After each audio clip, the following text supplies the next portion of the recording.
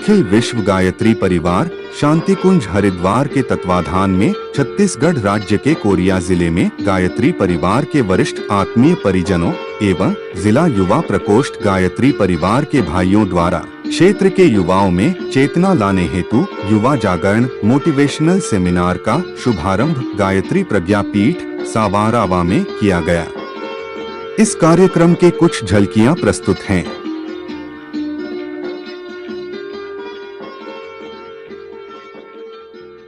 माँ गायत्री से प्रार्थना करें। माँ गायत्री दीजिए यह शाश्वत वरदान, तीर बने मम साधना, सेवा कर्म कमाऊं, सेवा कर्म कमाऊं। अक्षत पुष्प कार्यक्रम की शुरुआत करें।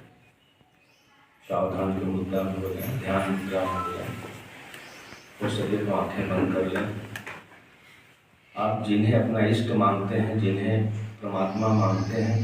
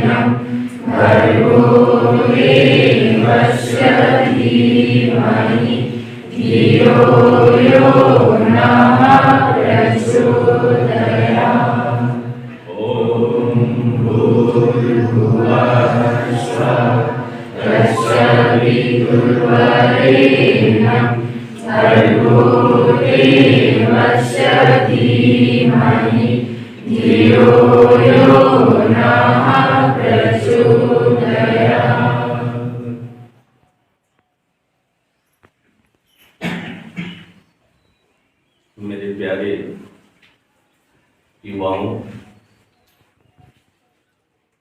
श्रद्धेय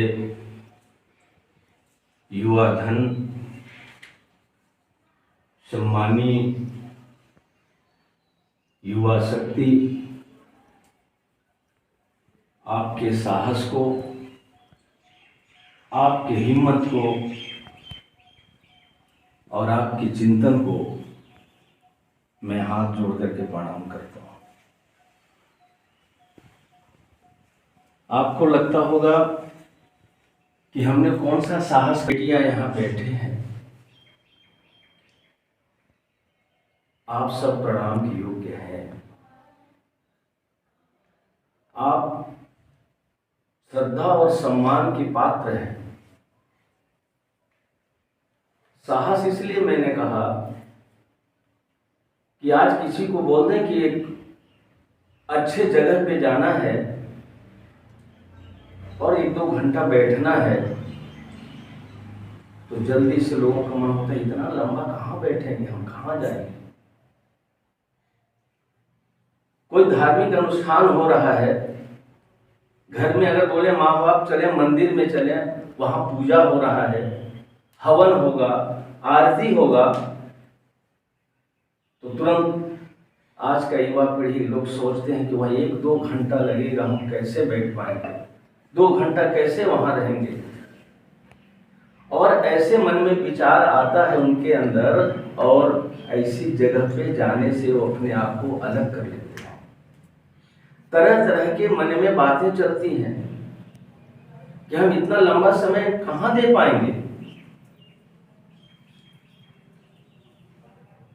हम इतना देर से वहां नहीं बैठ पाएंगे।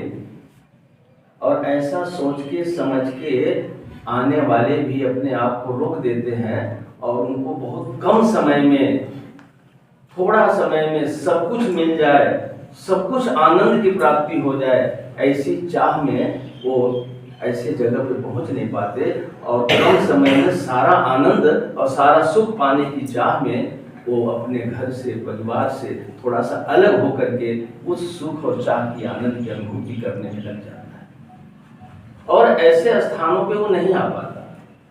अगर आप एक मोटिवेशनल सेमिनार किसके लिए? युवा प्रकोष्ठ के लिए। आप सब युवा हैं और मोटिवेशनल माने आपको अभी प्रेरित होना है यहाँ पे विचारों को सुन करके। और सेमिनार मतलब संगोष्ठी, हम आप आपस में बातचीत करेंगे। ऐसे संगोष्ठी के लिए, ऐसे सेमिनार के लिए बहुत कम लोग होते हैं जो अपना समय निकालते हैं और वहां तक पहुंचते हैं। पर आप सचमुच धन्य हैं और महान हैं कि आप अपने जीवन का बहुमूल्य समय निकालकर एक बहुमूल्य स्थान पर आए हैं। इसीलिए शुरू में ही मैंने आपको प्रणाम किया और आप इसके हकदार हैं।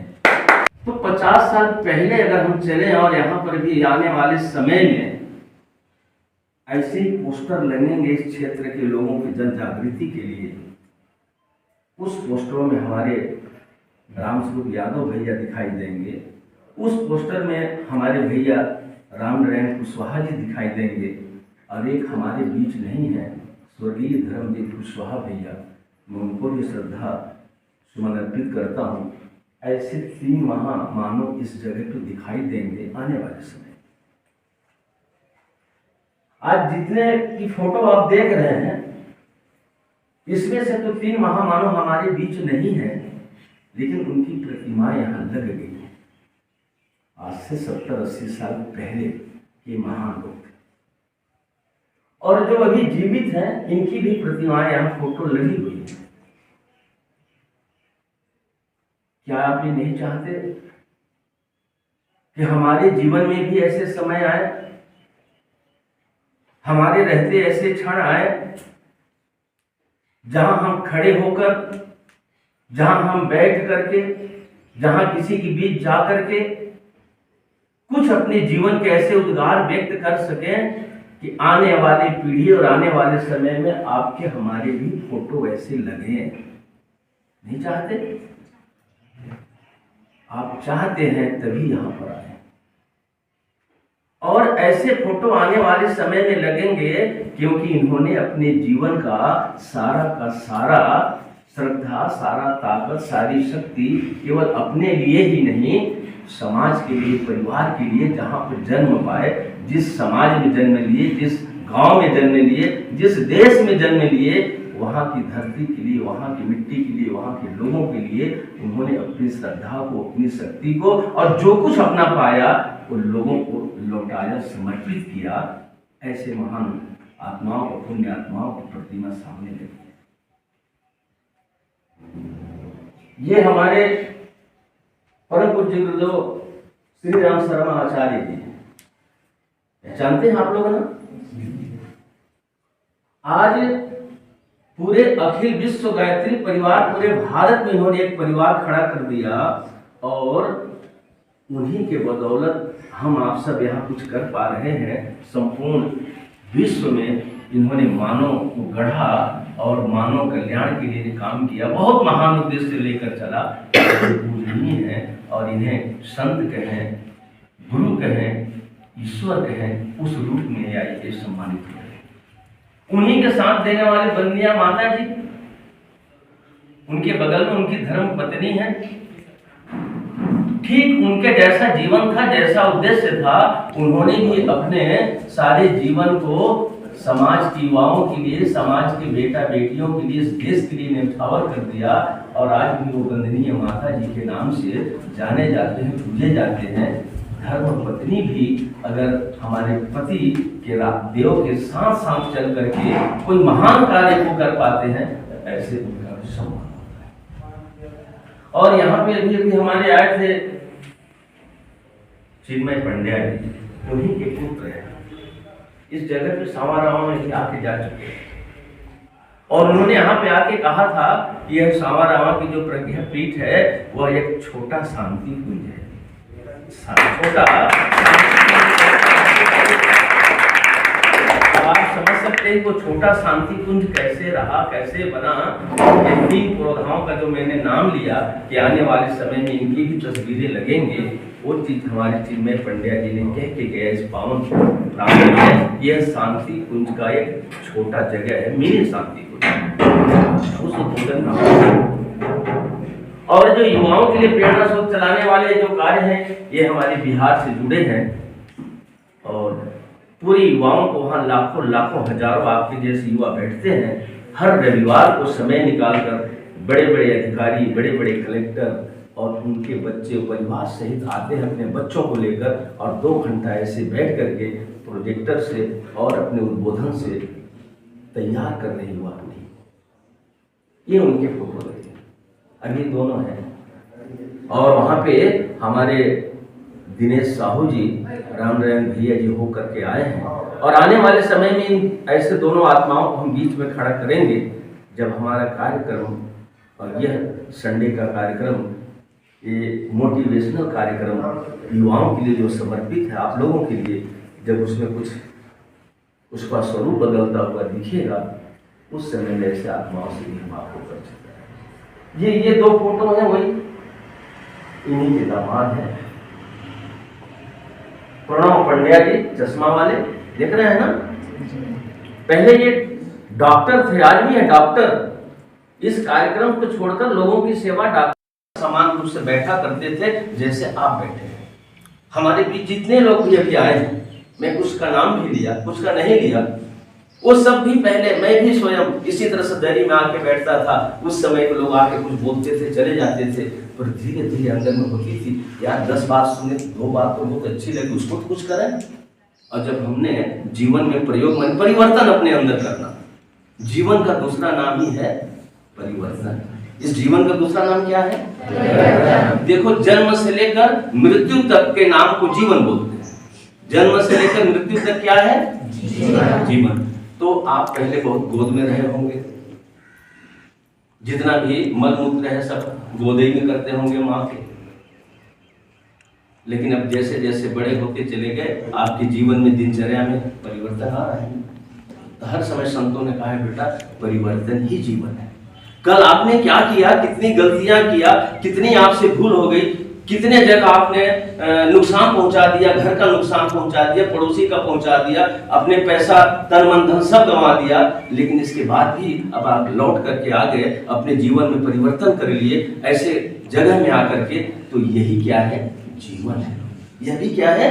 जीवन। तो परिवर्तन का नाम ही क्या है? जीवन। इसके पहले आप क्या थे उसको भूल जाइए और आज से अपना परिवर्तन करना शुरू कर दें। ऐसा लगता है क्या संसार की कोई ताकत आपको नहीं मिल सकती? जब हम पढ़ने जाते हैं, शिक्षा में आप विद्यार्थी हैं, विद्यार्थी बनकर पढ़ने गए, कुछ लोग पढ़ करके पढ़ाई छोड़ दिए, पर समाज में, घर में, परिवार में ही तो कहीं हमको जीवन जीना है ना। तो ये लगता है कि बड़े लोग बहुत आगे बढ़ गए और बहुत अच्छी अच्छी चीजों को प्राप्त कर लिए, हम कर पाएंगे कि नहीं कर पाएंगे? प्रश्न खड़ा होता है। मैंने इन तस्वीरों में सबको दिखाया जो सामने कर दिया। लेकिन निश्चित रूप से वह उपलब्धि, संसार की वह ताकत, संसार की सभी अच्छाइयां आप में प्राप्त करने की क्षमता है।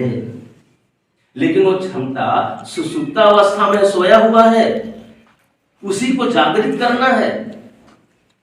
ईश्वर ने ऐसा कंप्यूटर इसको बनाया है, मानव मस्तिष्क को, कि इससे संसार में बढ़कर कोई कंप्यूटर अभी तक नहीं बना।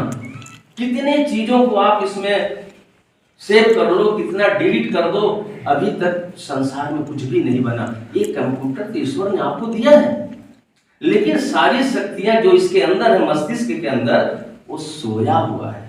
जिसका थोड़ा सा जगह है वो थोड़ा अलग से चमकता हुआ दिखाई देता है। आप अपने घर परिवार में देखना, जो थोड़ी सी जागृत है, जिसको हम लोग बोलते हैं बड़ा समझदार लड़का है, उसका पढ़ने में बड़ा तेज है, हर साल फर्स्ट आता है, ऐसा जिनको कहते हैं, उनके अंदर की शक्तियां जाग गई है।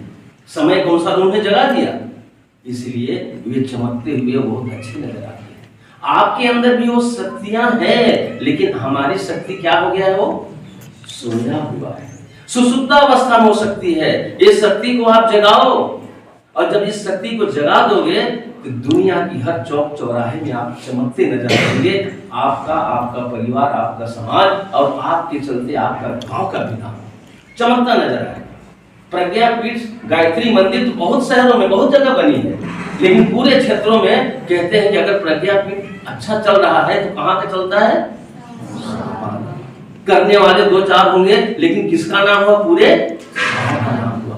आप बेटा एक अच्छा काम करोगे तो आपके परिवार का, आपके समाज का, लेकिन साथ साथ उस गांव का भी नाम होगा। तो आप कभी भी हताश ना हो कि हम संसार के या बड़े से बड़े काम नहीं कर सकते, बहुत ऊंचे पद को प्राप्त नहीं कर सकते, बड़ी मान प्रतिष्ठा को हासिल नहीं कर सकते। आप कदापि न सोचे ये शक्तियां ईश्वर ने, परमात्मा ने आपको दिया है। नहीं दिया है क्या? दिया है। लेकिन वो शक्ति क्या है? जागृत है क्या? सोया हुआ है। इसको आपको जगाना है। ये जगाने के लिए सेमिनार यहाँ पर बनाया गया कि इस क्षेत्र के आसपास के जो युवा पीढ़ी है, बेटे बेटियां हैं, यहाँ पर संडे को अगर 2 घंटा समय आप दे सकते हैं अपने जीवन के लिए, अपने परिवार के लिए, अपने समाज के लिए, केवल 2 घंटे का समय देंगे, उसमें से 1.5 घंटा यहाँ लगेगा, आधा घंटा आपको यहाँ पर भोजन प्रसाद खिलाया जाएगा, इसके बाद भेज दिया जाएगा। तो जो बच्चे 2 घंटा समय दे सकते हैं, अपने जीवन को धन्य बनाना चाहते हैं, ऊंचे स्थान को प्राप्त करना चाहते हैं, माँ बाप का नाम रोशन करना चाहते हैं, तो चमकना चाहते हैं हर जगह हर गांव में, तो आप 2 घंटे का समय दीजिएगा और यहाँ पर आइएगा। महीना दिन के अंदर, ज्यादा नहीं, 1 महीने के आप संडे को अटेंड करेंगे। अब प्रोजेक्ट के माध्यम से आपको कार्यक्रम दिखाए जाएंगे। मैं पूरा विश्वास दिलाता हूँ, जिस विश्वास की बात कर रहा हूँ, विश्वास दिलाता हूँ कि आपके अंदर की शक्तियां जागेंगी। आपको फीलिंग होगा, महसूस होगा कि मेरे अंदर कुछ शक्ति आ रही है, और आपके कदम जो गलत रास्ता की ओर जाएगा उसको कोई रोकेगा नहीं। मैं इस मंच से कभी कोई नहीं कहेगा आप नशा छोड़ दो या आप गलत रास्ता में चल रहे हो, क्या कर रहे हो, कोई चर्चा नहीं करेंगे। आपके अंदर से ताकत आवाज आएगी, एक आवाज आएगी, नहीं मुझे अब यही रास्ता सुंदर दिख रहा है जो मुझे मंजिल तक पहुंचाएगा। ये चमकता, ये रास्ता उबड़ खाबड़ है, कांटेदार रास्ते हैं, गड्ढे हैं, अगर इस रास्ते को हम चयन करेंगे तो अपने मंजिल और घर तक नहीं पहुंचेंगे। पाँव में दर्द होगा, कांटे चुभेंगे, कष्ट होगा, अर्थात गलत रास्ते पे जाने से ठोकरें मिलेंगे। कई तो हत्याएं हो जाती हैं, मार दिया जाता है, उसको क्या क्या नहीं कर दिया जाता है, और जीवन समाप्त हो जाता है। सुनने को आता है उसका बेटा और बेटी दुनिया से विदा हो, क्यों? उनके कदम गलत रास्ते की ओर चले गए थे। तो उस गलत रास्ते से परिणाम ये मिलेगा, और जब सही रास्ता की ओर जाएंगे तो भीतर से आवाज आएगी कि बेटा इसी रास्ता को पकड़ो।